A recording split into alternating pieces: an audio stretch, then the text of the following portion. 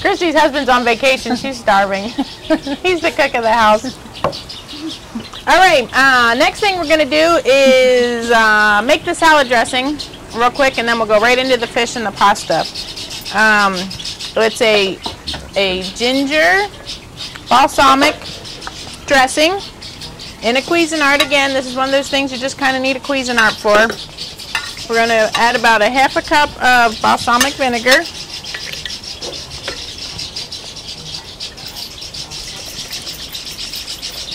Should have measured this out first. When you do dressings, it's about 3 to 1 or 2 to 1 of vinegar to oil. You want to use more vinegar than oil.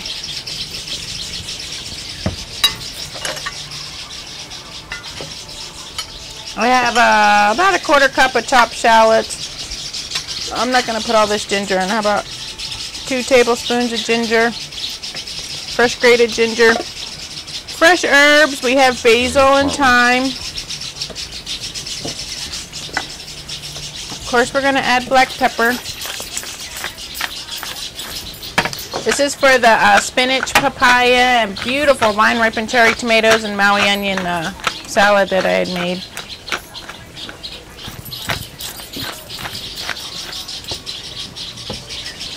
A secret to any good salad dressing, and a lot of things, a lot of sauces and stuff, is a pinch or two of sugar. It just kind of helps round out the flavor of things. Oh, and we got to add some canola oil. This is wonderful. So if you add about a half a cup of balsamic vinegar, you're going to add about 1/3 of a cup of oil. And we're just going to turn this on.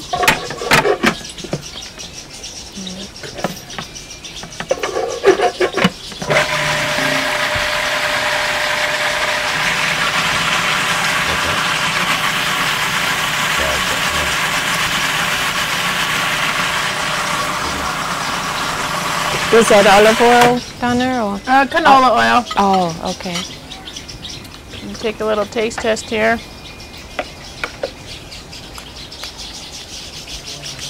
Wow! It's that easy, see? I'm going to pour it in a little container and we'll sit it on the side so the flavors have a chance to get together. Then we'll get started on the fish.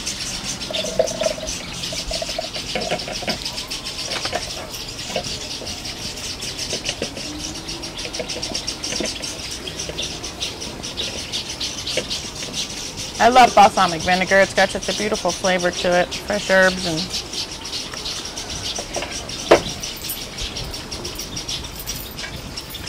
My favorite. Is it? You like it? Mm-hmm. Yeah, I love it too. It's got such a sweet, rich, but yet tangy flavor to it. Let me set that over there next to that pretty salad. Our fish for today is basa, and it's a farm-raised catfish from Vietnam. It's lovely. I've put a Parmesan crust on it, and it helps if you do it a little bit in advance. And you just cut the catfish fillets into chunks that you can work with. And I just put a little bit of garlic salt on them. And then I put some, this is a mixture of Parmesan and Romano cheeses. Shake off the excess and just a sprinkling of flour actually. Shake off the excess flour. I only put just a little bit of white pepper in the flour. And a little bit of salt on the fish. We're going to make a nice light white cream sauce for our pasta this evening. And I'm just going to saute some leeks and a little bit of butter. Actually, it's going to be a lemon caper light white sauce. And I'm just going to saute some leeks. A little bit of butter and olive oil.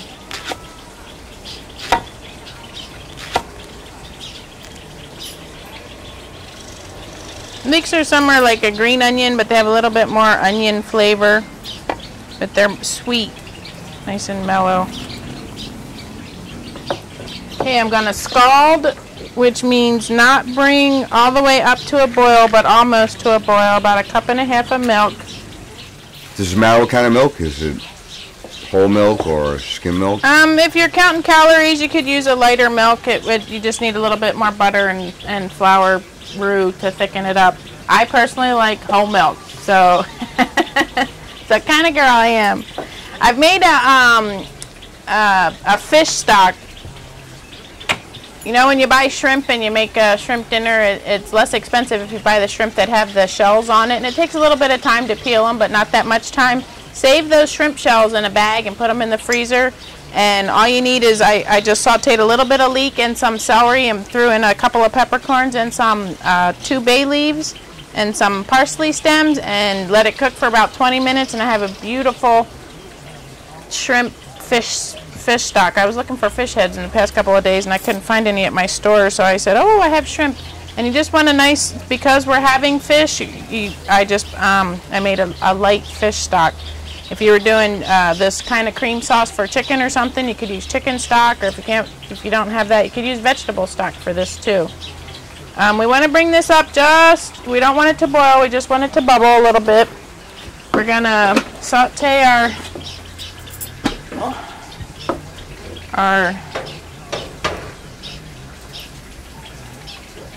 our leeks and a little bit of butter and olive oil.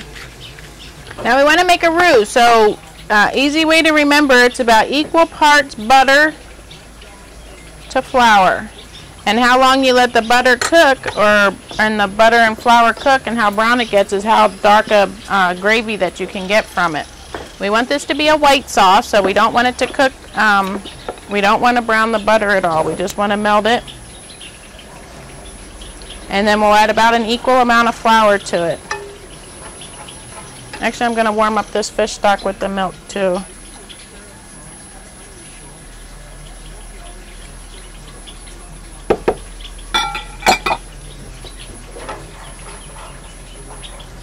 We don't want the butter to get brown. So we're just going to heat it up a little bit. I'm going to add the leeks and just sweat the leeks in the butter. And then we'll add the flour to it. By then our milk and fish stock should be about ready. Do you add salt to the fish stock when you make it, or do you sort of leave that to the individual dish? Till the end of the dish. Okay. Anytime you make a stock, you don't want to put salt in it, because once you take out the shrimp shells and the leeks and celery and stuff, and then you reduce it down to intensify the flavor of the stock, if you had put salt in the beginning, that too would reduce down and make it more saltier. Okay. So anytime you make a stock of any sort, the neat thing about fish stock is it takes about 20 minutes for it to cook. Any more than that, the flavors kind of get nondescript, and you can't really taste it. All just kind of tastes like, I don't know how to describe it, but fish stock is the quickest, easiest one to cook. And I just put parsley stems, a couple of peppercorns, a couple of bay leaves, and sauteed some leeks and celery, and water in the shrimp shells. In 20 minutes I strained it off and then ran it through a cheesecloth to get all the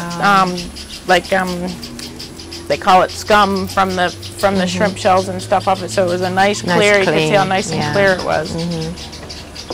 I've sweated my leeks. I'm going to add about an equal amount of flour that I added for the butter, which I use probably about 2 or 3 tablespoons. So if you're making lots of sauce, you add more butter and more flour. If you're only making a little bit of sauce. And I don't want this sauce to be really thick, because I'm going to put it over that beautiful pasta that I made, so I want it just to cling to the pasta and not be something that's going to drape all over it. Like I said, you don't want the flour to get brown. You're going to want it, you still want it to stay white, the flour and the butter. You don't want to brown this at all, because it's going to be a white sauce for the fish. Just about the time that this comes to just about the color it is, your milk and fish stock. You can use all milk and it'd be like a bechamel, but because we're having fish and I don't want it to be that thick, I put that beautiful fish stock in there that I made, shrimp stock actually. It smells wonderful. How do you taste it?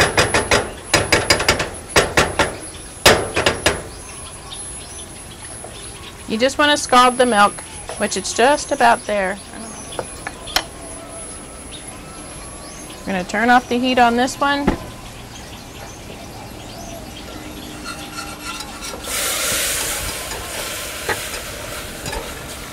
Add the milk, the fish stock to this one.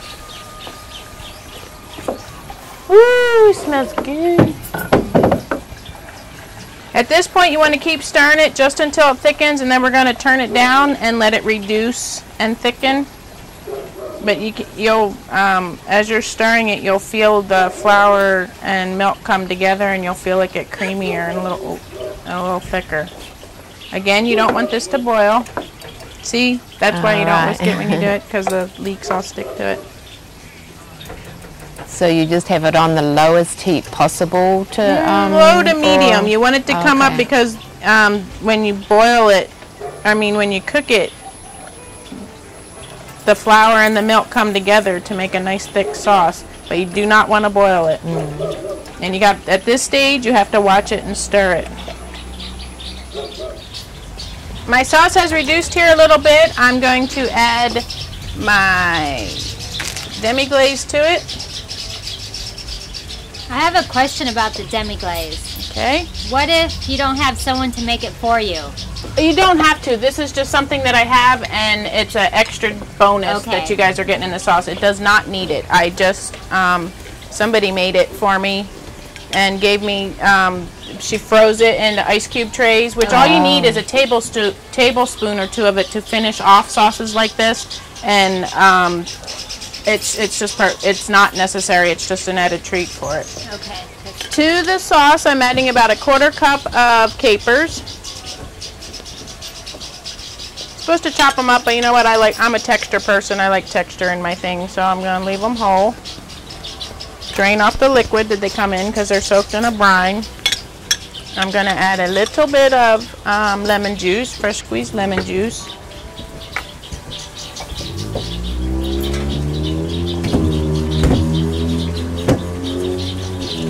Because lemon and fish go nice together. And I'm going to put just a finishing pat of butter in it.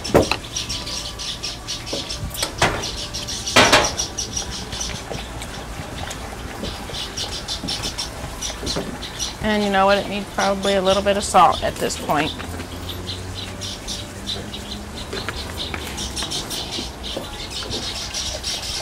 Keep stirring it so that the lemon juice doesn't break your cream.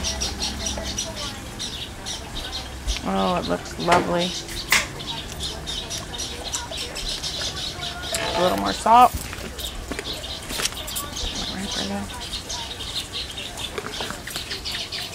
So that's a garlic salt you're yes, I love I hate to say a name, but I love Lowry's garlic salt. It I put it in just about everything that I make. It smells incredible. Yeah, it just has the right twang to it. It's coarse salt. It's just lovely. I just love it. It smells so good. I can hardly stand it.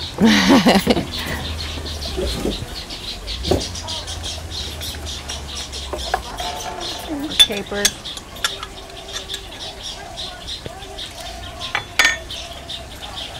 My pan's getting hot here for our basa that we're going to fry up in some clarified butter.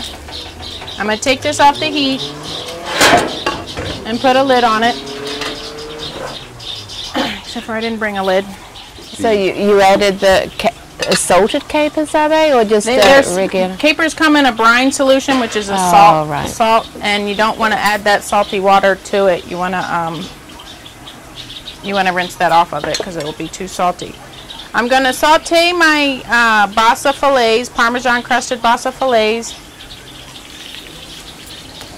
on kind of a medium heat, but I'm using clarified butter. Oh. Let's get these in here. And clarified butter is you just take a stick of butter, or however much you want to clarify. It's easier to do it in bigger batches. And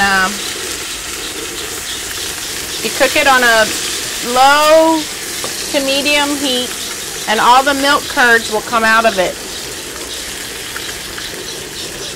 And then they settle to the bottom. You can strain the milk as it comes off the top, but it's easier if you just watch it and not cook it too much and let it come to the bottom. And it'll just settle at the bottom when it's done, when it cools. You're using basa, but does it matter what kind of fish you use? No, it doesn't matter. Any white fish? Or? Yep. love this fish. It is so flaky and tender and beautiful flavor to it. It's just lovely fish. But you could very well do it with like a mahi or something like that, or a flounder. You don't want to turn these over until they get a nice brown crust on them, which takes just a few minutes because of the cheese and the flour and stuff. You only turn them over once. So that's why you want to get them nice and brown on the one side before you turn them over. To my pasta water, I'm going to add a little bit of salt and a little bit of olive oil. I had so much fun making this fresh pasta today, you have no idea. I've never done it before. I'm going to be honest with you and tell you it took me about 4 hours to make about a pound and a quarter. However, people assure me that this will go quicker once I get the knack of it. But when I finally got to the end result and it came out into perfect little strands like it is, I'm going to put in the water when it's ready to go. I was so surprised and so tickled and felt like I made a major accomplishment. I believe you have. I was wowed. I'm not easily wowed, and I was wowed. I was like, wow! It was quite a project. But I will persevere. What I like about it is that you can, I love lasagna, and I can just make the sheets and then just use the sheets without having to do all the extra steps to make it into spaghetti or fettuccine or whatever. It was just, oh wow. This is a beautiful fresh pasta that I made. My sweet boyfriend got me a pasta maker the other day and I felt compelled to try it out. I pureed about a cup of fresh Maui onions, and it's about a pound of bread flour, half an ounce of olive oil, and 5 whole eggs. And like I said, it was about a 4-hour adventure, but I have this beautiful pasta. Now the thing with fresh pasta is, I'm bubbling over here. The thing about fresh pasta is you don't have to cook it very long. This is a very quick thing here. So I'm going to add it to our boiling salted and oiled water. When I was a kid, I used to make my mom help her make fresh pasta, and it's a distinctive difference that you really can tell the difference between fresh pasta and the store-bought pasta. Oh, it is. I tasted a little bit of it to make sure I did it right, and oh, it's just beautiful. And flavor, I'm sure, is wonderful. Yeah, the flavor, I'm sure, of the Maui onion, it's going to be spectacular. Here's my fresh made Maui onion pasta and our basa with a Parmesan crust to it. We have a lemon caper cream sauce that we're going to put on top of it, and we're just about ready to eat.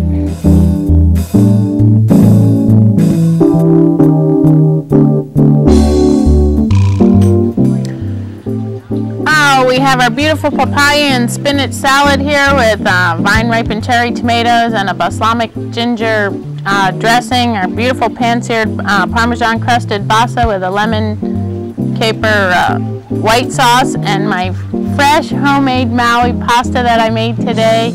As usual, the best part about cooking food like this is sharing with my friends that come and like to eat.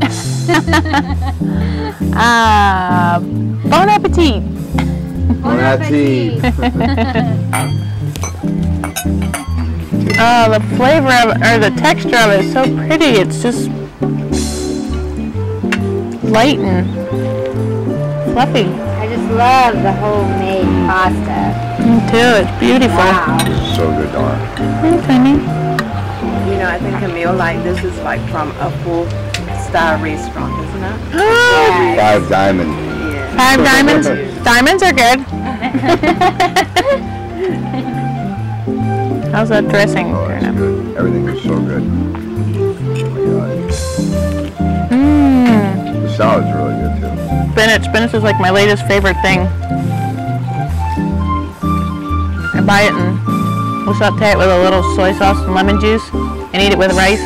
It's like my latest favorite thing to eat lately.